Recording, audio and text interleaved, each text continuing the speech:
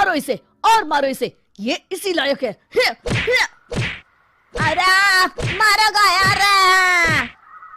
सरपंच जी, कालिया को चोरी करते हुए हम सब ने रंगे हाथ पकड़ा है। अब इसे गांव से बाहर निकाल देने में ही हम सबकी भलाई है। तो देर किस बात की है, अभी इसे धक्के मार के इस गांव के बाहर का रास्ता दिखा दो। अरे सरपंच जी, ऐसा मत करिए, मुझे एक मौका और दीजिए, मैं दोबारा कभी चोरी नहीं करूंगा।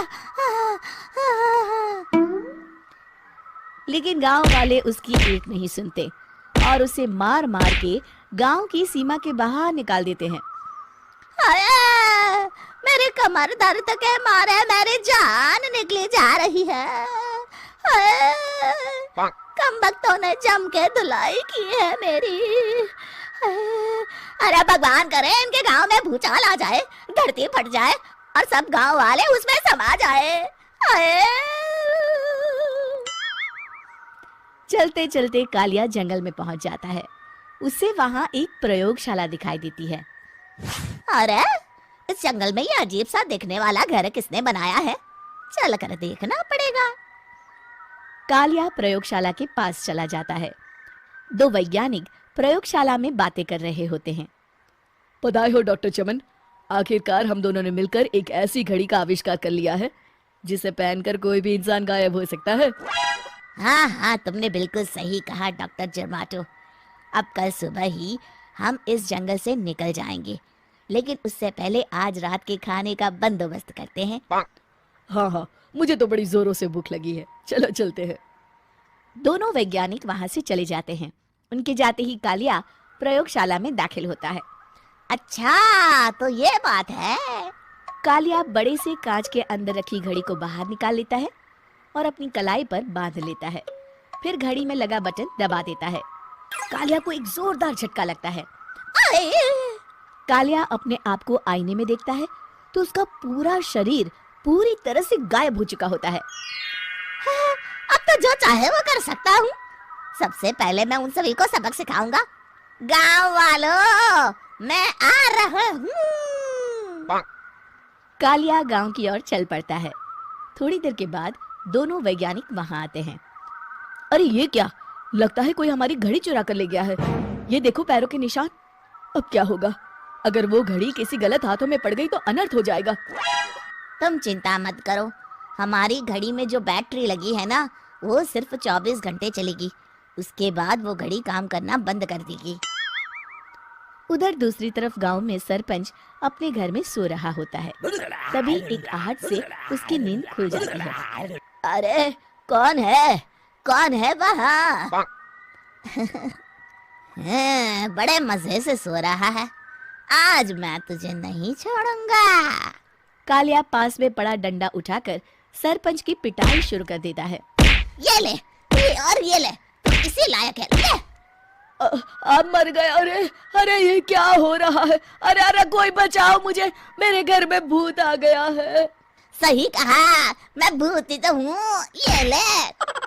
अरे भूत जी, मैंने आपका क्या बिगाड़ा है, मुझे छोड़ दीजिए। आपको क्या चाहिए? तेरे घर में जितना भी पैसा है ना, मुझे ला कर दे दे, तब मैं तुझे छोड़ दूंगा और यहाँ से चला जाऊंगा। सरपंच अपनी तिजोरी से पैसे निकालकर एक बड़े कपड़े में बांधकर जमीन पर रख देता है और कालिया वो सारा पैसा लेकर वहां से चला जाता है। दूसरी तरफ जमींदार गांव के चौराहे पर खड़ा कुछ लोगों से बात कर रहा होता है। इस कमीने जमींदार ने भी मुझे बहुत पीटा था, इससे भी बदला लेना तो बनता है। हाँ? जमींदार अचानक अपने आप को चांटे मारने लगता है। अरे भाई ये क्या हो रहा है? जमींदार साहब अब ठीक तो है ना? अरे मुझे नहीं पता भाई। अरे मर गए रे, ये तो पक्का किसी भूत प्रेत का काम है। जमींदार के अंदर कोई भूत आ गया है, इससे पहले कि ये हमारे अंदर आ जाए। मनोहर भाई, अपनी जान बचानी है तो भागो यहाँ से। ये क्या? अरे बाप रे बाप, मुझे तो भूतों से बड़ा डर लगता है, मैं तो चला यहाँ से। अगली सुबह इस घटना से पूरे गांव में दहशत फैल जाती है। सभी गांव वाले आपस में बात करने लगते हैं। अरे भाई, पता नहीं कहां से हमारे गांव में एक भूत आ गया है। उसने कल रात को सरपंच और जमींदार की खूब पिटाई की और उनके सारे पैसे भी लेकर चला गया। हाँ भाई हाँ, ये भूत तो मुझे बड़ा अजीब लगता है। मेरी समझ में नहीं आता कि भूत उन पैसों का करेगा क्या।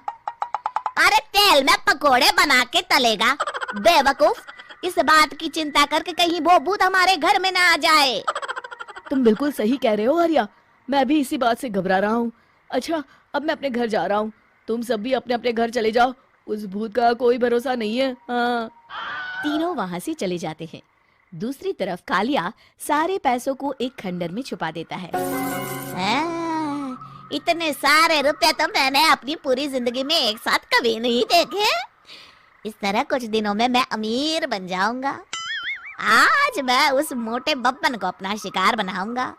सुना है दहेज में बहुत सारे पैसे और गहने मिले हैं उसे। रात होते ही कालिया बब्बन के घर में घुस जाता है। हाँ, मिल गई तिजोरी। अब जल्दी से इसे खोलकर सारे पैसे निकाल लेता हूँ। अरे खुल जा खुल जा। खुल गई। कालिया पैसे थैले में भर ही रहा था कि तभी बब्बन उसके बगल में आकर खड़ा हो जाता है। भाई क्या कर रहा है हाँ? अरे हट। अरे तेरी इतनी हिम्मत, मैं तेरे सामने खड़ा हूँ और तू फिर भी मेरी तिजोरी से पैसे चुरा रहा है। अरे मैं तो गायब हूँ, तू मुझे कैसे देख रहा है? कालिया अपनी घड़ी को देखता है।